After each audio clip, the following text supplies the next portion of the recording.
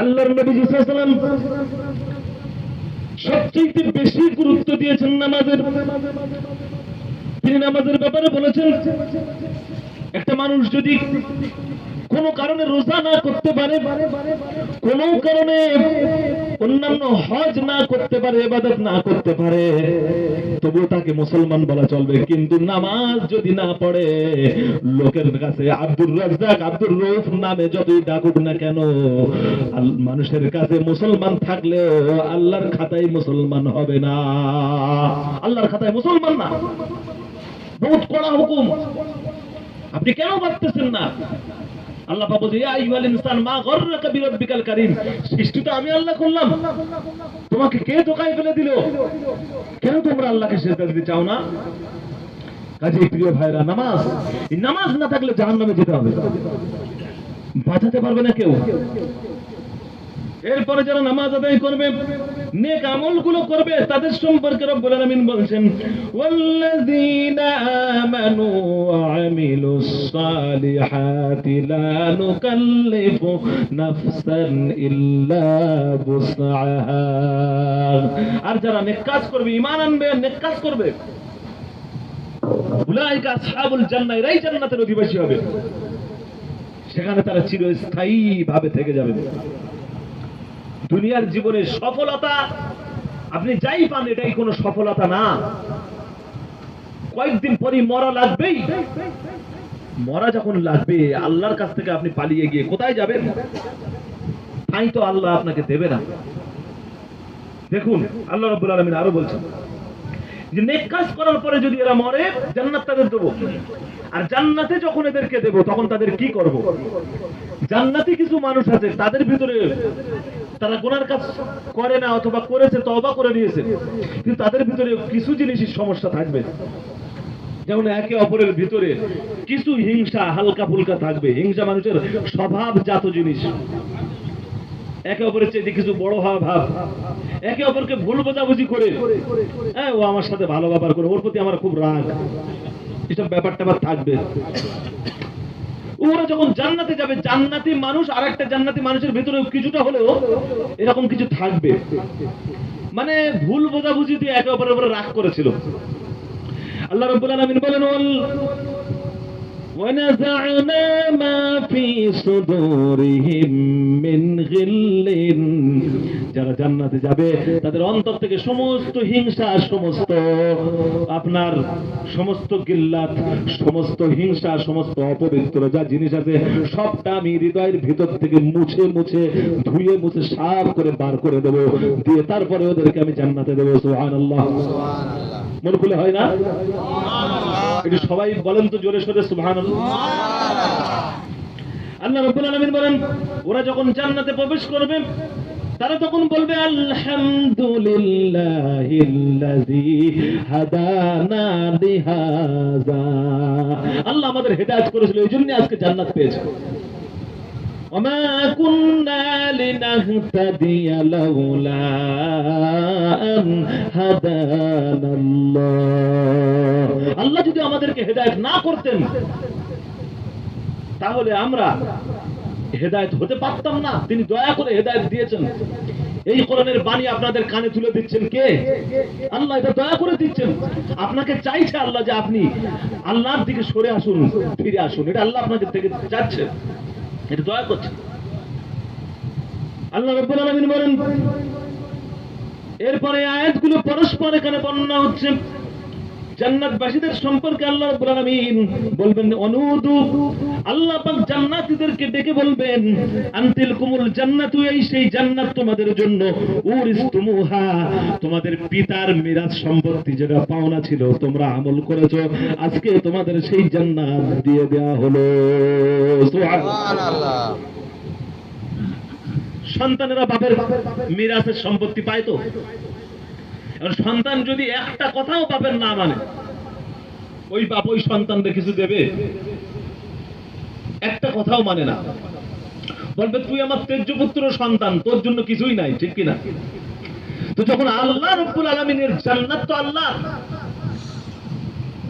আর আমাদের সকলের বাপ হযরত আদম আলাইহিস সালামের বাড়ি হলো জান্নাত।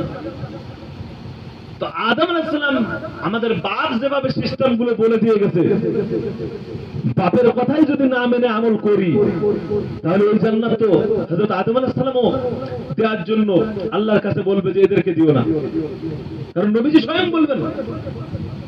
নবীজির পরে যারা এসে দ্বীনকে উল্টো পাল্টা করেছে, ইসলামকে নিয়ে ছিড়িমিড়ি খেলেছে, মান্যতার জন্য আগ্রহী না, প্রাধান্য দেয়নি, এদেরকে বলবেন সুহকান সুহকান, দূরে সরে যাও, লিমান গায়রা মিন বাদি, আমার চলে আসার পরে, আমি কবরের জগতে আসার পরে যা খুশি তাই করেছো, বছরে একটা স্লোগান দিছো, তোমার নেতা আমার নেতা বিশ্বনবী মুস্তাফা, তোমার মাথা থেকে পা পর্যন্ত হনুমানের অনুসরণ, তুমি চুল কাটো কোথায় হিরো হিরোইনের মতো চুল কাটো, চুলের ফ্যাশন করো, তুমি গার্জেন হিসেবে তোমার সন্তান হিরোদের অনুসরণ করে চুল কাটে, তুমি দেখো আর কিছু বলো না। আহারে আমার কলিজার টুকরা সন্তান, কিছু বললে আমার বাপটা বড় রাগ করবে। আল্লাহ বলবে তোর বাপ শুদ্ধ, তোর সন্তান মারা কা বাপ শুদ্ধ, তুই দুজনেরই পড়া ভাই, কি হবে অবস্থা? সেই জন্য মাথা থেকে পা পর্যন্ত তোমার আল্লাহ এবং তার রাসূলের অনুসরণ নাই, সব জায়গায় নাফরমান। বিয়ে বাড়িতে, শব্দটা আনতে চাইনি, মুখে এসে গেল, এটাও বিয়ে বাড়ি আলহামদুলিল্লাহ। বিয়ে বাড়িতে সবচেয়ে পর্দার খেলাফ হচ্ছে, মহিলা এবং পুরুষদের আলাদা খাওয়ানোর ব্যবস্থা, আলাদা পর্দার ব্যবস্থা হওয়া উচিত, কিন্তু সমাজের হাওয়ার গতি এমন চলতেছে, আমি যে সেটা পরিবর্তন করবো সেই হিম্মতটুকুনো আমার নাই। আমি যদি পরিবর্তন করবো, আমার আত্মীয় স্বজন আমারে খারাপ বলবে, তুমি একটা সমাজের সাথে উল্টো পাল্টা নিয়ম চালু করলে, তুমি সেই ওল্ড মডেলের দিকে চলে গেলে কেন বলো দিন? এটা তো আগেকার সিস্টেম। তোমার স্ত্রী, তোমার মেয়ে, তোমার মা ভিন্ন পুরুষের দেখার প্রয়োজনটা কি? কোন প্রয়োজন আছে? আল্লাহ যে সমস্ত পুরুষকে নারীদের জন্য হারাম করেছেন, যে সমস্ত নারীদেরকে পুরুষের জন্য হারাম করেছেন, তাদের দেখার তো কোনো জায়েজ সুরতই নাই, কেন তুমি দেখতে গিয়েছো? আর এখন যা কন্ডিশন, দেখতে না চাইলেও বিরিয়ানি একগাল দিয়ে চা, এদিকে আপনি যেদিকে চাইবেন দেখবেন আর একজন বড় ভালো করে লিপস্টিক দিয়া, এরপর চুলটারে এই কায়দায় তুলে আবার একগাল করে খায়, হা হা করে হাসে, আর ওইদিকে চোখ পড়ে আপনার। সমাজ সিস্টেম সর্বনাশ করতেছে, পর্দার ফরজ আজ সমাজে নাই, জামাত কায়েম এই সমাজে, এই ফরজ আমাদের সমাজে নাই। সুতরাং সিদ্ধান্ত নিতে হবে আপনার, আপনাকে অন্তত নিজেকে এতটুকুন তো ভাবতে হবে আপনি বড় অপরাধী। রাতের গহীনে গোপন এর সাথে আল্লাহর কাছে ক্ষমা চান, পরিবর্তন করার নিজেকে চেষ্টা করুন।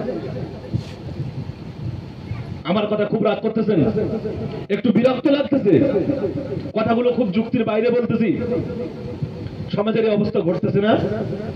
সুতরাং অন্তত যতটুকু নাই পারি ভেতরে যদি মেনে নেওয়ার মতন সিফাত না হয়, তাহলে তো সর্বনাশ হয়ে যাবে।